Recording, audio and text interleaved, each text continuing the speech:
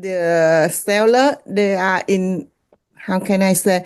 They keep calling me every single day. They are worried about their business to sell. It's kind I have no offer. Even they have a lot of inquiry. I don't understand why. Maybe the price too high, or maybe of the economy, or whatever reason the listing there. What kind of business? That the restaurant and Mhm. yeah, restaurant and dry cleaner Dry and cleaner? Okay. yeah, and skincare, cosmetic. Yeah, So are these all above or below 500,000? the dry cleaner I have combined above 2 million, and then less than half a million. Yes, The business is the the so business dry and real cleaner has estate. Yeah. does dry cleaner have real estate with it? Yes. Yes. Yes. Okay. So without the real estate, just the business value, only business value. Are these small businesses? Are they under half a million or are they over half a million? Over half a million. Over? Okay. Yeah. Yeah, I mean, I think, from what I've seen, it is harder to get offers right now.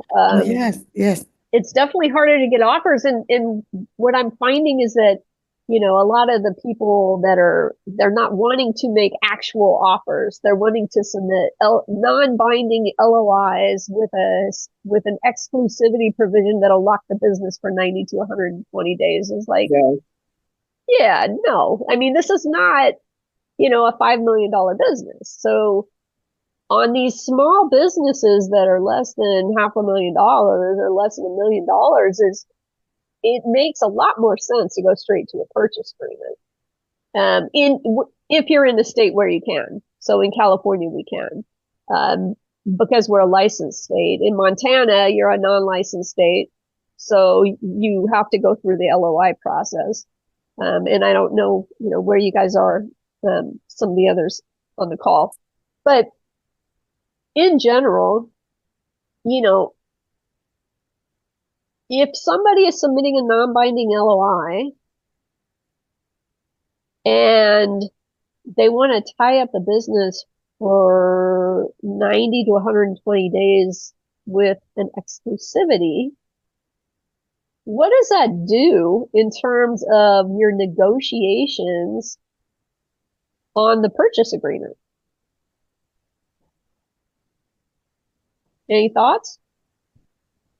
I mean, who has the advantage in that negotiation at that point? It's probably the buyer, right? Because the seller's hands are tied. They're not allowed to talk to anybody else. So the buyer has, in a lot of times, these LOIs they're trying to put in with no deposit either. So they have no skin in the game, no deposit, no money, no nothing. They're getting all the financials, all the due diligence. They're able to go through everything without putting a dime down. And then on top of that, um, the seller is prohibited from trying to get any backup offers, trying to, continuing to market their business.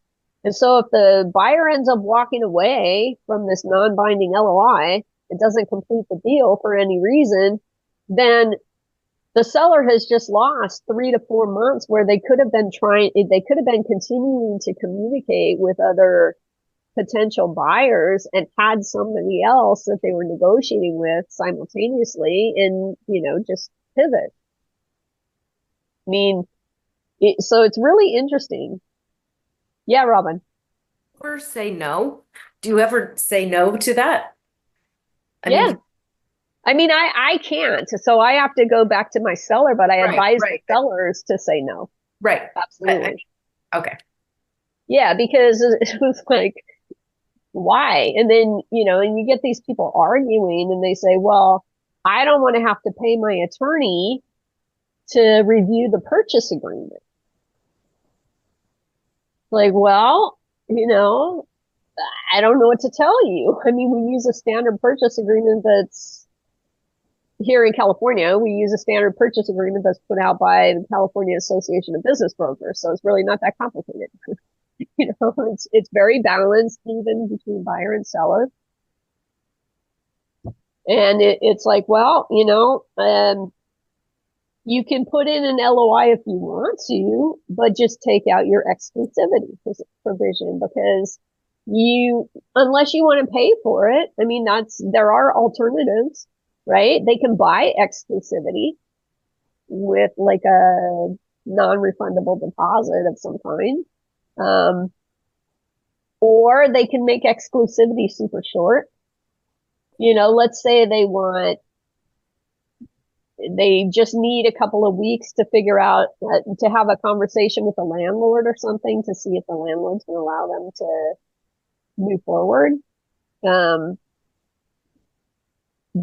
then that's going to dictate, obviously, whether or not the deal can even move forward, right? And so sometimes if it's a super short period of time, you can do that. It depends on the circumstances, and it also depends on the buyer and the seller. But in general, on smaller deals, I mean, I always try and get them to go direct to a purchase agreement. If they won't, then, I'll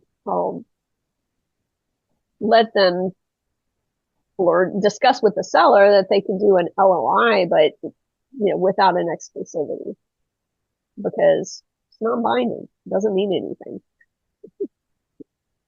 So it's an interesting thing. But I think what's happening is that these guys, all these buyers are getting educated, but they're taking these seminars and webinars and getting all this information online, or going to ChatGPT and saying, hey, how do I buy a business? And it's giving them all this information, but it's not giving them context.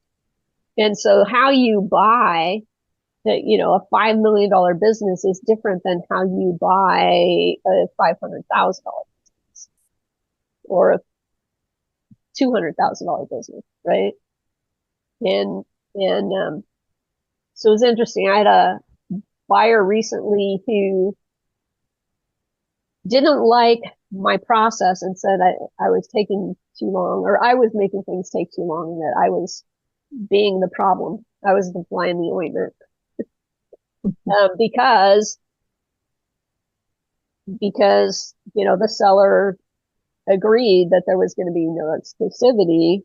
He wanted to do an LOI, so initially submitted an LOI that was cut and paste, and certain provisions made no sense because he'd cut and paste it from different sources. And so when we replied back to him, we just used a standard California Association of Business Brokers LOI. Okay, because if I'm going to use an LOI, I want it to be standard. Well, the CAB LOI doesn't have exclusivity provision in it. So we went back and forth, got everything, and then the buyer kept adding things by an amendment, wanted an amendment that would add all kinds of things that were in the purchase agreement. It was like basically he was kind of converting the LOI into a more detailed document, which is the purpose of the purchase agreement. And then, so obviously, it was taking weeks. It was ridiculous. And every time we thought we had something together, then, at the very end, the last thing he did was he said, okay, this is good. Everybody's good. So buyer and seller both good. We've got all the terms and all that. And then he tried to add an exclusivity, and it was like, seller said no. I'm like, no, we told you that from the beginning. We're not doing that. So if you want to proceed and you want to have a lock on the business, you need to submit a purchase agreement. Because once a purchase agreement is accepted, then you have a lock on the business. So it's interesting, things that are going on these days. But I can say buyers are definitely getting more educated and more aggressive in how they're wanting to do things. And, some of the sellers are just like, nope. I have the business. I own the business. If you want to buy it, you're going to buy it on my terms. Otherwise, go away. So it depends on the strength of the business, and it depends on the seller and what their next step is, what they're going to be, why are they selling, right? And what is their time frame and how motivated are they? And so, some of the sellers are just getting really annoyed though with some of these buyers, and at some point, what the buyers don't understand is that at some point, the seller, they cross a line where the seller is just like, I wouldn't sell to that person if that was the last person on the earth. So, and then once they cross that line, then they get mad at they get mad at the seller, they get mad at the broker, they get mad at everybody else because they can't just take a look at their own actions and what they've been doing. So it's really quite interesting. Anyhow, part of our job, as you all know, is to do our best to educate both buyers and sellers. And so sometimes we have to have really interesting conversations with these buyers that just say, hey, look I realize that there's a lot of information out there. And some of it is from people who actually sell businesses for a living, and some of it is not. And so, one particular buyer I was dealing with sent me an email, and he had copied and pasted the business buying process for e-commerce businesses from a website where the brokers are in North Carolina, which is a non-licensed state. And he wanted me to know that my process was not appropriate because it didn't mirror this other one. So I sent him a very nice email trying to educate him that, there are licensed states and there are non-licensed states, and there's a process for how businesses are sold that can differ depending on if you're a licensed or non-licensed state. And also, e-commerce businesses are different in how they sell versus brick and mortar businesses. So you have to factor these things in. And, but I thanked him for sending me the process and just told him I was familiar with it. So what are your experiences with buyers? Diane, what are they saying? They're not writing offers, but you're getting a lot of inquiries. So what is the dialogue like? What are they saying? They just say nicely, I pass. But Tanya, before come back to my concern, I just heard you said the e-commerce process will be different than the regular. Can you please tell more? Why different? Well, in the e-commerce, a lot of the what's different about it is just some of the things that we're going to look at, and during due diligence, you're going to have a bit of basically a different type of due diligence on e-commerce businesses. I'm not an e-commerce specialist, so I do know some other people that do specialize in that, but yeah, for the most part, I mean, most of the businesses I sell, maybe they have a website or they have an e-commerce component, but they're not strictly an online business. So it is a bit different. But the basic, like the income tax, remain the same, right? The profit and loss, other thing will be the same. Yeah, I mean, you're going to look at the financials, but you're also going to look at, web traffic, and Oh, at the history of the traffic and how long has the site been out there and where's the traffic coming from and unique visitors and just there's a whole bunch of other things and repeat purchases. So yeah, it's a little bit different. oh, I understand. Yeah. Oh, that's true. The reason I'm asking because I'm going to have a listing with the e-commerce. She contacted me. She a wholesaler. She sell online. Also now I understand the buyer, they're gonna looking at the web traffic like you just mentioned. Yeah. Yeah, and they look a lot more at reviews, obviously, right?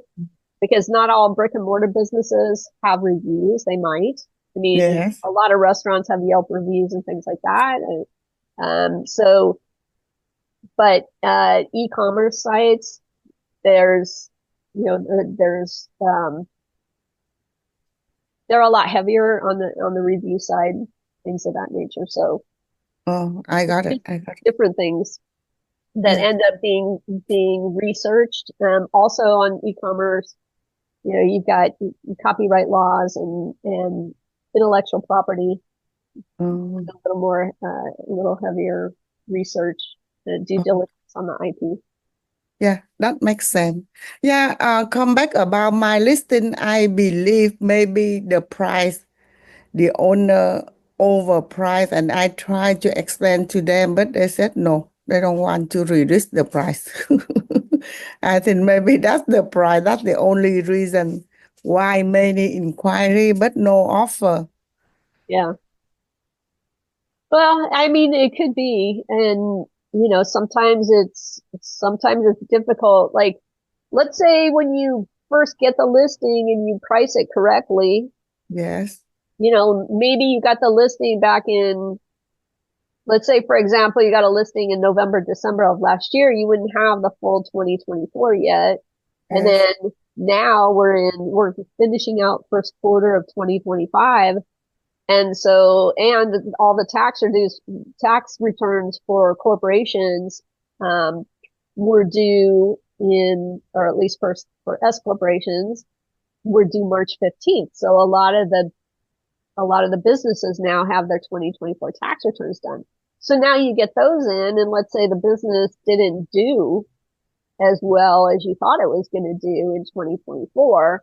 So then that affects obviously the value of the business and therefore the pricing. But you already priced it, you already have it out there being marketed, and now you've got a seller that says, no, I'm not gonna let you reduce it.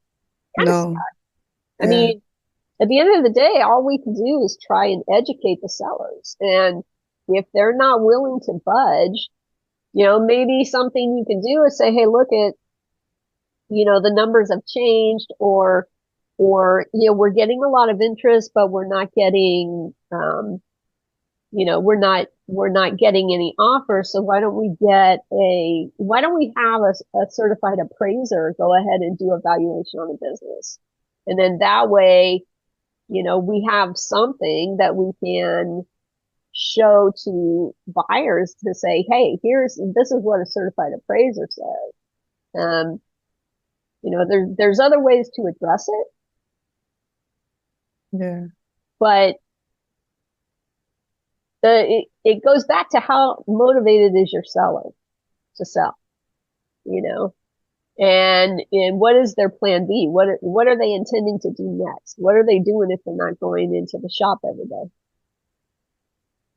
And if mm, they don't really have a plan, they don't really have anything they're doing next, then they're not that motivated, and they're probably just, it's like, yeah, if you can get me my price, great, but otherwise, I'm happy to hang on to the business for another 3 to 5 years.